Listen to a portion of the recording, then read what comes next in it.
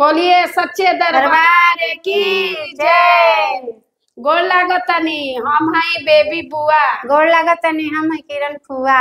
दर्शक लोग फिर हमनी के आगे बनी सन बुआ और फुआ रउआ लोग के लगे एगो भजन लेके माता जी के अच्छा लागे भजन तो हमनी के भजन के लाइक सब्सक्राइब करम लोगिन का फुआ।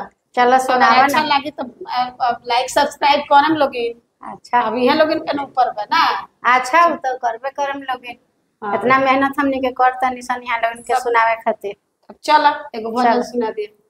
कुछो मांगे आइले मैया आचर पसार कुछो मांगे आइले मैया आचर पसार कुछो मांगे आइले मैया स्वामी जी के मांगिले स्वामी जी के मांगिले रोजी रोजगार को की अपना के मांगिले सोर हो सिंगार की अपना के मांगिले सोर हो सिंगार कुछो मांगे आइने मैया रचर पसार कुछो मांगे आइने मैया आचर पसार बेटवा के मांगिले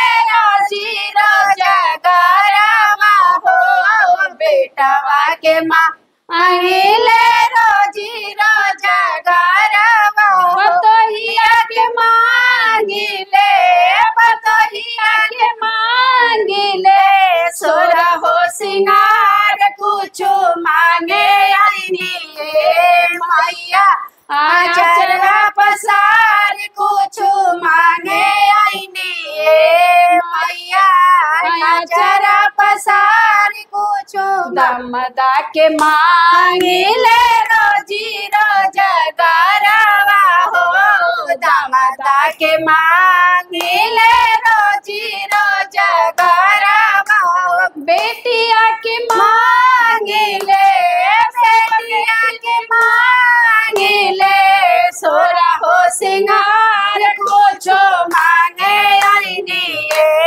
मैया आचर पसार कुछो मांगे आइनी मैया आचर पसार कुछो मांगे आइनी मैया आचर पसार तोला महाला के मांगिले रोजी रोजगारवा हो पड़ोसी लोग के मांगिले रोजी रोजगारवा हो सब पड़ोसी लोग के मांगिले सब पड़ोसी लोग के मांगिले सोरा हो सिंगार कुछो मांगे आइने मैया आचर पसार कुछो मांगे आइने मैया आचर पसार दर्शक लोग के मांगिले रोजी रोजगारवा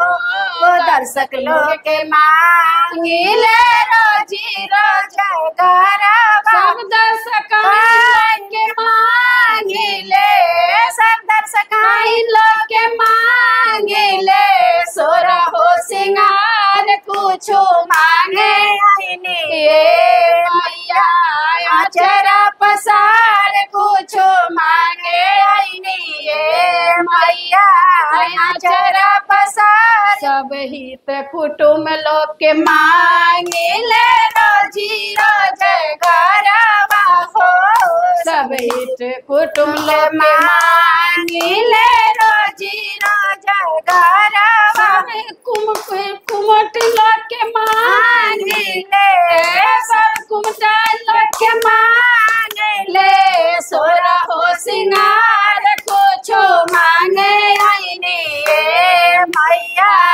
आचर पसार कुछो मांगे आइने मैया आचर पसार कुछो मांगे आइने मैया आचर पसार।